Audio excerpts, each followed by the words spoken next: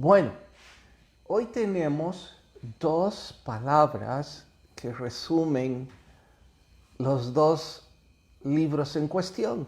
Es decir, predestinación resume el capítulo 1 de la carta a los Efesios y el hablar en lenguas, bueno, no son dos palabras, son frases, y el hablar en lenguas resume el capítulo de Sanders del libro de Madurez Espiritual. Curiosamente, estos dos temas han tenido cierta morbosidad durante años. Y yo no entiendo del todo la razón, porque para mí son dos temas sencillos de entender, de aplicar y de explicar. A lo mejor y me equivoco en el camino, y si ese es el caso, por favor me corrigen. Pero bien, antes de profundizar, debo advertirles mi antecedente para decirles que estoy animado en cuanto a, creo tener una opinión. Nací en una iglesia pentecostal. De hecho, las raíces de mi mamá siguen siendo una iglesia pentecostal. Pero luego me forjé en un seminario bautista. Así es que yo diría que tuve la experiencia de ambas denominaciones, que son las que a veces se contradicen o se discuten respecto a estos temas. Tuve también el privilegio de conocer a Calvary Chapel, que el pastor fundador, Pastor Chuck Smith, era precisamente también el equilibrio de lo que acabo de hablar. Él se forjó con los bautistas, pero tenía raíces pentecostales. De ahí que, para mí, esto se vuelve algo así como, ¿dónde está la controversia? Creo que aquellos de ustedes que han nacido con nosotros, que son la mayor parte, o los que se conectan a través de Calvary Chapel, ni idea tienen de la controversia de estas palabras, o de estas frases, o de estos temas. Pero los que están en el grupo de bautistas o en el grupo de pentecostales, ya verán que sí son parte de esa bifurcación de ideas. Bueno, con ese antecedente, vamos.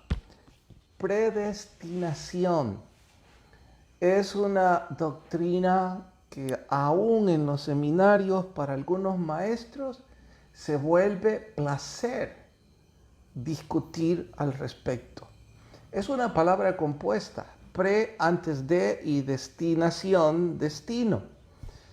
El asunto es que al interpretar al español predestinación es que nosotros estábamos destinados antes de nacer.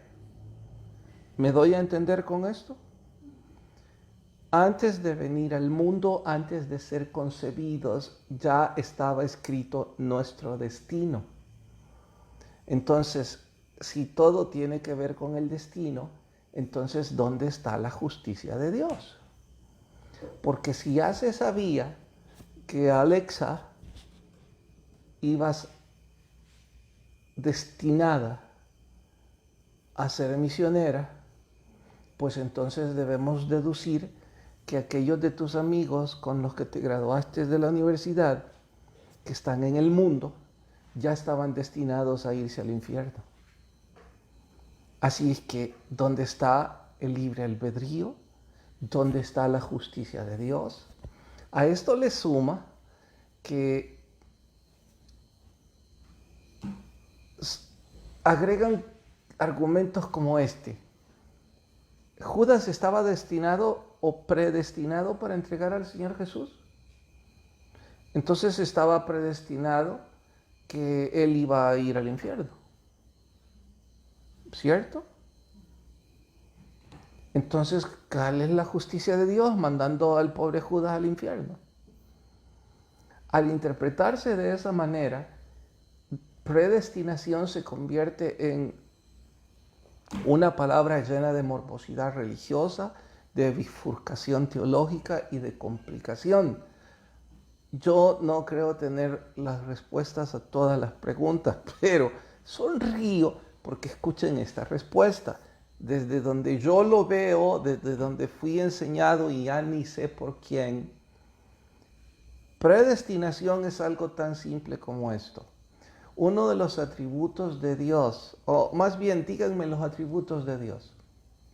Misericordioso, Omnipotente, omnisciente, omnipresente. Omnisciente es que lo sabe todo. Omnipresente es que está en todo lugar. ¿Y cuál otro dijeron? Es que lo puede todo. Bien, omnisciente lo sabe todo.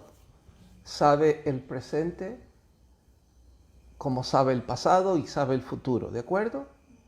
Bueno, si Él lo sabe todo, puede escribir el pasado, el presente y el futuro cuando Él quiera, ¿cierto?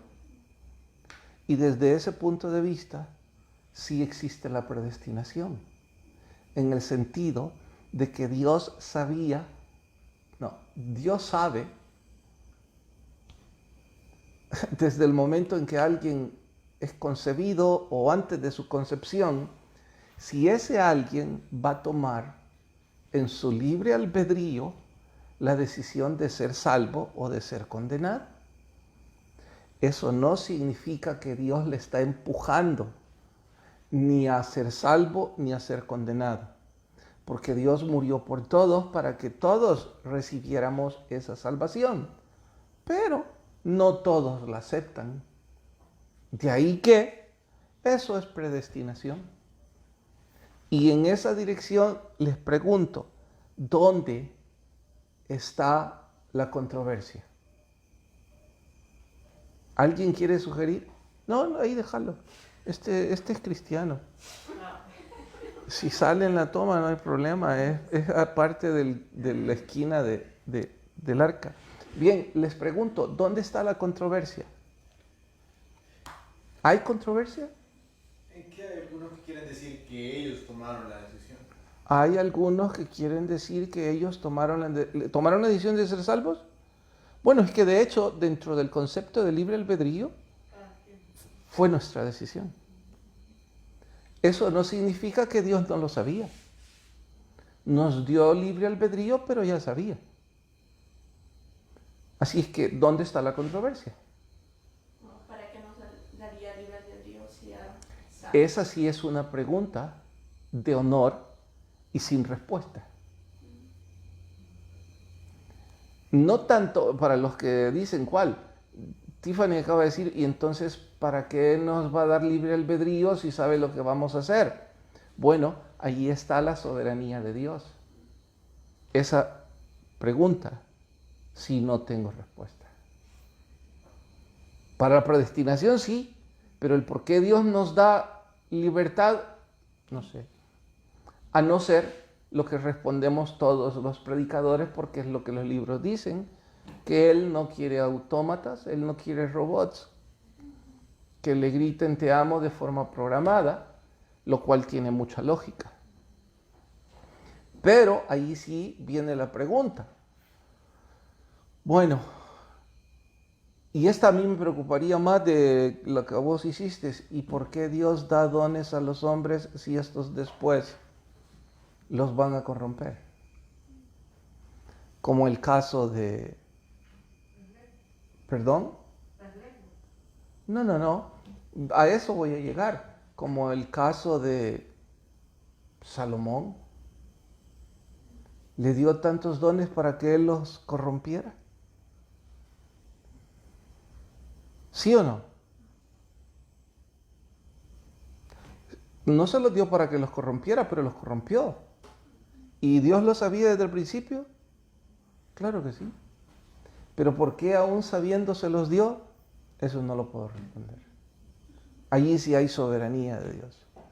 Y soberanía de Dios es una forma de excusarnos y de decir, bueno, esa es la voluntad del Señor.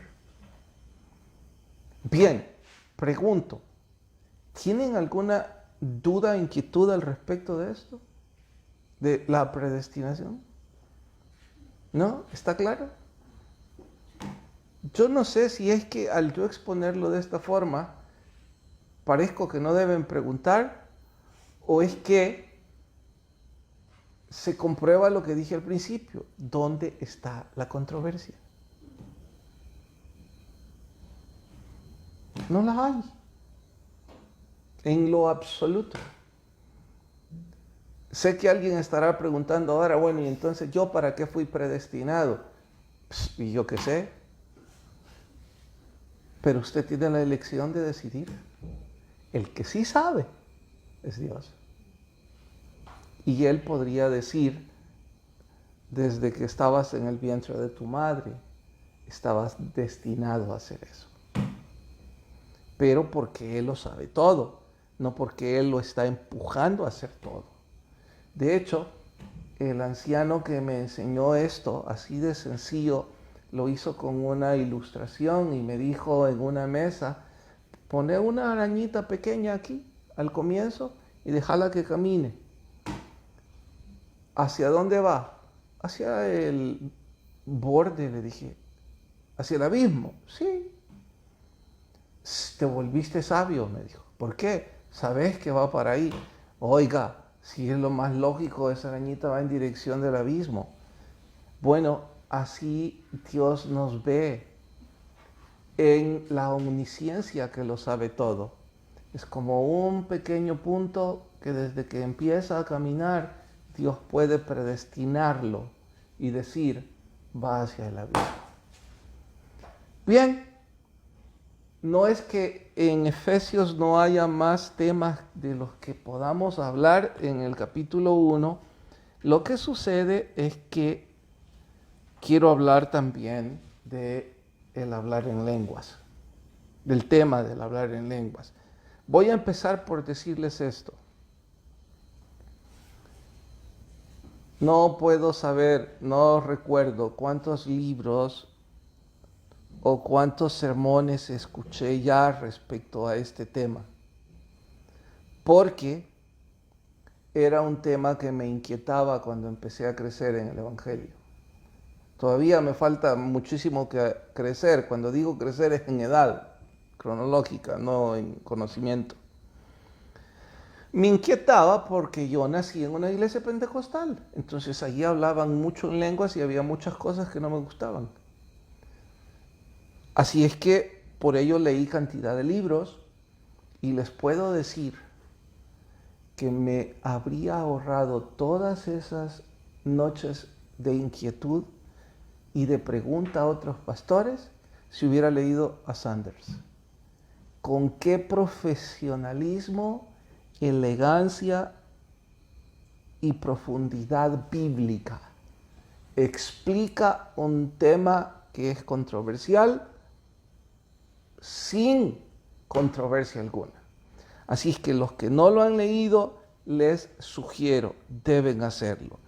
Empieza por recalcar algunas frases que Sanders dice de forma clara.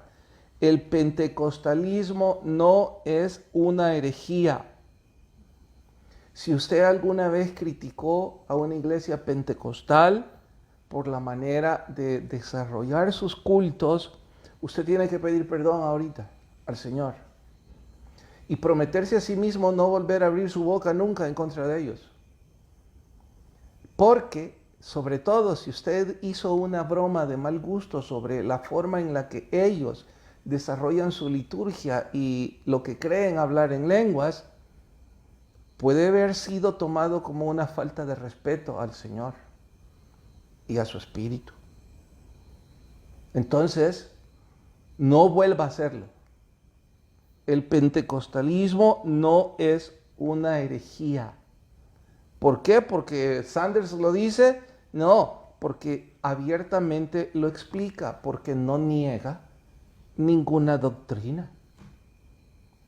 La diferencia del pentecostalismo con bautistas, metodistas o presbiterianos es simplemente liturgia y la manera en cómo estos extremos ven el don de hablar en lenguas, que algunos creen que ya no es para nuestros días, otros piensan que sí, pero eso es un asunto de interpretación y de liturgia, no de negar la doctrina de Cristo.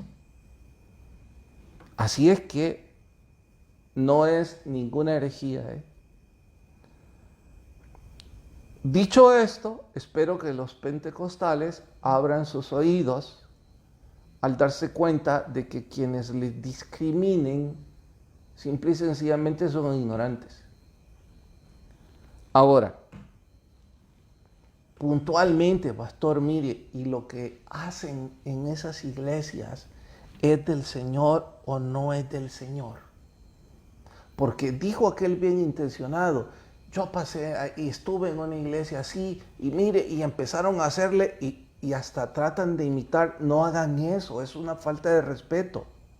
Imagínense, si lo que en esa iglesia estaban haciendo en realidad fue el Espíritu Santo el que se los había dado, y usted haciendo burla de eso, no se vaya a meter en el lío de blasfemar contra el Espíritu por una boca ligera. Si usted no comparte, cierre la boca y sálgase. Ahora, hoy estamos en un estudio en donde usted con total espontaneidad pregunta, pero pastor, ¿es del Señor o no? ¿Y cómo voy a saberlo? La Biblia deja bien claro de que hay dos maneras de hablar en lenguas. Una es en lenguas humanas, conocidas, que esas fueron las lenguas que se hablaron en Pentecostés, Hechos capítulo 2, para evangelizar a las personas que habían venido de otras ciudades que hablaban en otras lenguas. Entonces empezaron a hablar en esas lenguas para predicarles el Evangelio de Cristo. Esas son lenguas humanas. Pero en 1 Corintios 15 o 14 enseña que también hablaban lenguas que no eran humanas. Y si no son humanas, ¿cómo vamos a entender? Es que no es para que las entendamos. Allí explica ampliamente que es entre Dios y el que las está hablando. Por eso Sanders menciona algunas diferencias que yo voy a recalcar, que lo explica de forma escueta y contundente. En Pentecostés todos hablaron en lenguas. Esto no se aplica a los de Corinto, dice. Las lenguas de Pentecostés eran comprendidas, las de Corinto nadie. Ya se los dije. En Pentecostés hablaban a los hombres. En Corinto se le habla a Dios. No es opinión de Sanders, ahí dice la cita. En Pentecostés no se necesitaba ningún intérprete. En Corinto era prohibido hablar si no había un intérprete. Intérprete de esas lenguas angelicales. En Pentecostés hablar en lenguas era una señal para creyentes, pero en Corinto era una señal para incrédulos. Note la diferencia. En Pentecostés era una señal para creyentes, en Corinto para incrédulos. En Pentecostés se hablaba en lenguas para traer salvación a otros. En Corinto se hablaba en lenguas para edificación del que las habla. Son dos cosas totalmente diferentes, no opuestas. Son diferentes, simple y sencillamente. Ahora, se hablaba en aquellos días, Corinto, se hablaba en Pentecostés, se habla en el 2020, ¿es para el 2020? Pregunto.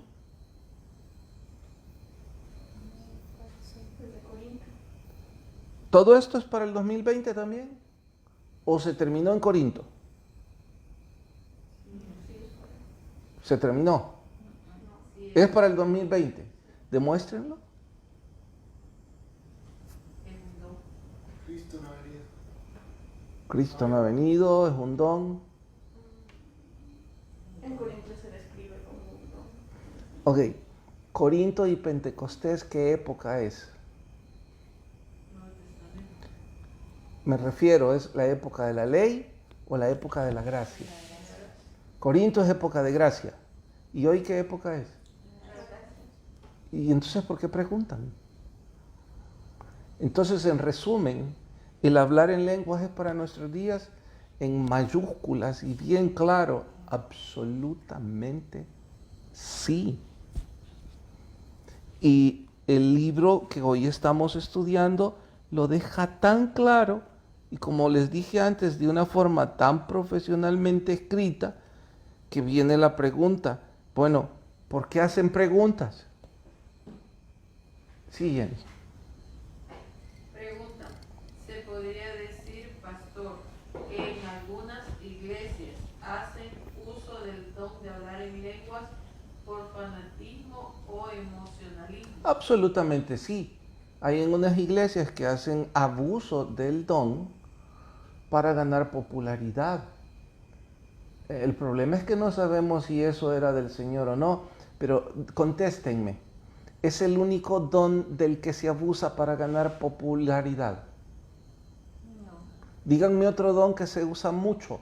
Dos dones que se usan más que las lenguas. Profecía, No. Sanación. No. Sí se ocupan esos, pero no son los que más se ocupan. exhortación, No. No, Ese no es don. no es don. de enseñanza. Predicar, Gua- La predicación. ¿Y cuál otro? Profecía. No. evangelizar. Discernimiento del espíritu. Sí puedo hacer una secta con ustedes siete aquí. Y la alabanza. La alabanza. O sea, ¿cuántos predicadores ustedes han visto haciendo un espectáculo? ¿Y para qué hacen el espectáculo? Para llamarse. Para llenarse de orgullo, ganar popularidad, ganar dinero. Por eso se quitan el saco y desmayan a varios. Ok, ¿qué hace? ¿En qué se abusa más? ¿En la predicación o en el hablar en lenguas? En la predicación. Ahora, muchos de los conciertos que vemos hoy de alabanza, ¿creen que son para Dios esas cosas? Ya dijimos que no vamos a abrir la boca para juzgar a otros, pero nos deja, ¿quién sabe? Bueno, entonces les pregunto, ¿dónde hay más abuso? ¿En la alabanza o el hablar en lenguas? ¿Ve? Y le damos rienda a lo del hablar en lenguas, cuando en realidad la alabanza es mucho más abusada para eso. Decía Jenny. Hay dos preguntas más. Quisiera preguntar si en estos tiempos aún habrá personas que puedan soplar en las personas dando como un soplo al Espíritu Santo. Yo no conozco en la Biblia que la gente debe soplar para que venga el Espíritu Santo. Eso lo hizo con sus discípulos. Pero no, lo que nuestro Señor Jesús hizo es lo mismo de Pentecostés, que vino como un soplo, pero no es una doctrina repetitiva de que ahora vamos a soplar para dar el Espíritu Santo a alguien. Por favor, que ahora vamos a soplar para dar el Espíritu Santo a nadie. No está eso como tal en la Biblia. Ahora, ¿que por qué hacen esas cosas? Ahí vamos una vez más al abuso de estas cosas. O del predicador que se quita el saco, que tampoco está en la Biblia, pero como impacta, decías. No sabía eso del saco. ¿No sabías del saco? De veras. Fíjense que a veces pienso que algunos de los ejemplos que yo doy, ustedes deben pensar que son ejemplos exagerados de mi parte. No se imaginan. Gracias a Dios que ustedes han crecido bajo la doctrina de Calvary Chapel. Porque les puedo asegurar que hace unos 10 años o 15, esto del saco, del soplar y desmayar a la gente, de reírse. Santo poder. Y no sucedió esas cosas solo en iglesias pentecostales, inundó a las iglesias bautistas también. Todo esto. La otra. Dice, al intérprete es de Dios. ¿Quién le da el don de interpretar? Si es de Dios, solo Dios. el que interpreta las lenguas debió tener, porque interpretación de lenguas es otro don. Entonces, para interpretar tuvo que haber tenido el don. Sí, pero creo que la pregunta que usted está haciendo es, mire, ¿cómo vamos a saber de que este en realidad tiene la certificación de intérprete de lenguas? Bueno, ahí es donde el problema se agrava y en donde llegamos a una conclusión más simple. El Espíritu Santo testifica a nuestro espíritu de lo que hay en nuestras vidas. Entonces, no es que yo no necesite, porque de vez en cuando hay mortales que necesitamos que los burros nos hablen. Y aun cuando las asnas nos hablan, no terminamos de entender. Estoy usando ejemplos bíblicos, ¿eh? Balac fue al que le habló, o Balán, no me acuerdo cuál de los dos, que le habló un burro. Y aún así no entendía.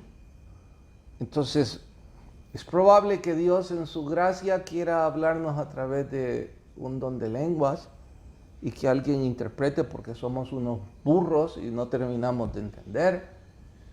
Pero, si estudiamos la palabra, aquí está todo lo que necesitamos saber.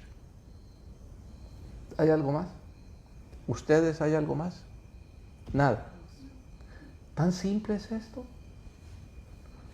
Así de simple. Se los dije al comienzo. Es así de simple. Si alguna vez usted pensó, bueno,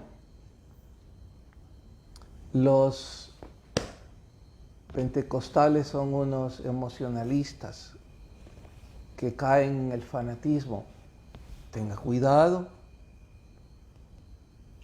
Asambleas de Dios y Pentecostales es la iglesia más grande de este país, la que más evangelismo ha llevado, la que más historia tiene, a quien más le debemos como institución religiosa, como instrumento que nuestro Señor usa, evangelizar a este país. ¿Y usted diciendo que son personas fanáticas? Por algo que a lo mejor usted nunca se tomó el tiempo de profundizar. O vámonos al otro extremo. Los que digan que los bautistas no tienen el Espíritu Santo porque no hablan en lenguas. ¡Ay! ¿Cómo puede mostrar tanta ignorancia? Si ahí acabamos de leer que el Espíritu Santo lo recibimos en Efesios 1:13, el sello del Espíritu. Y también vimos en Efesios que la manifestación o la evidencia clara del bautismo del Espíritu Santo, ¿cuál era? La evidencia clara del bautismo del Espíritu Santo, ¿cuál es? Deseo predicar a otros. Dicho así cerca. Y recibiréis poder. ¿Para qué? Para ejercer el ministerio, cuando haya venido sobre vosotros el Espíritu Santo. Entonces, ¿cuál es la evidencia del Espíritu Santo? Eficiencia en el ministerio. No hablar en lenguas. Pero como no estudian la palabra, se meten en tantos líos. Bueno, quiera Dios que este humilde servidor haya servido un poquito, valga la redundancia, de ayuda, por si usted tenía algunas dudas, salir de ellas. Pero saben, vayan y lean Efesios capítulo 1 y luego lean Sanders y la cosa va a estar bien fácil. Gracias por acompañarnos. Les veo el domingo en los cultos 7, 9 y 11. Recuerden que es 7, 9 y 11 de la mañana. Mañana reabre las puertas Icon. Es a las 4, ¿no? 3:30. No, 3:30. Así que igualmente les esperamos. Gracias por estar con nosotros. Buenas noches. El que tenga oído, oiga lo que el Espíritu enseña a la iglesia.